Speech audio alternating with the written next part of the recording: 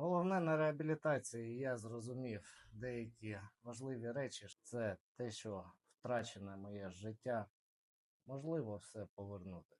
Дійсно, змінитися в першу чергу, взяти відповідальність за своє життя, не озираючись назад, змінювати своє майбутнє на краще, без вживання. І це дуже важливо для мене стало, що я повірив.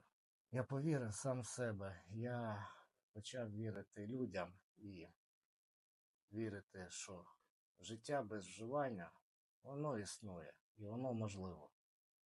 Але все залежить від тільки самого себе. І для всього, не дивлячись, буде тяжко, не тяжко, весело, грустно. Не опускати рук. Іти тільки вперед, тому що це коштує дорого для мене.